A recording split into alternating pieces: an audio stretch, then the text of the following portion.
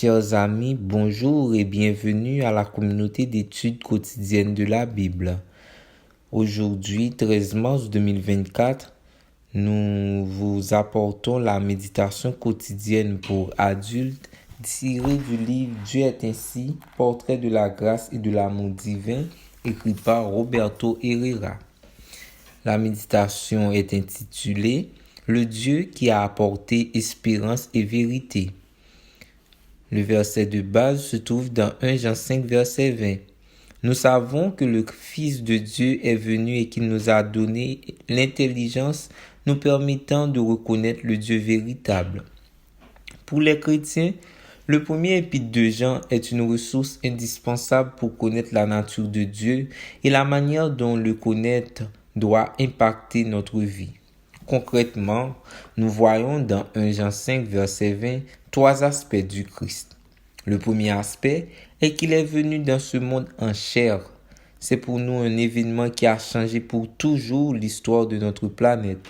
L'intervention directe de Dieu parmi nous montre que le plan du salut est en action et donc que nous, les êtres humains, n'avons été ni abandonnés à notre sort, ni laissés sous la domination du dangereux ennemi.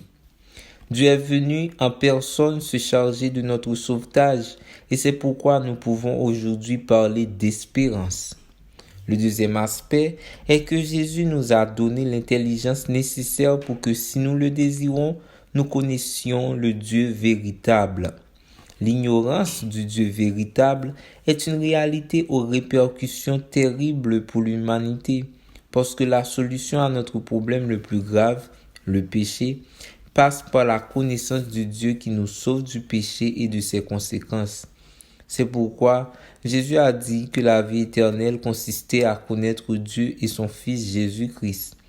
C'est cette connaissance qui entraîne tous les autres bienfaits que renferme le plan du salut. Jean signale que le Christ est venu pour payer la dette du péché, mais aussi pour former l'être humain en lui donnant l'intelligence afin qu'il puisse distinguer ce qui est vrai de ce qui ne l'est pas, Dieu de Satan. Dès que Jésus est venu dans ce monde, les ténèbres de l'ignorance et de l'erreur n'ont plus régné parce qu'il éclaire tous ceux qui le veulent par la véritable sagesse. Le troisième aspect est que le Dieu véritable est celui que nous pouvons connaître par l'intermédiaire de Jésus-Christ.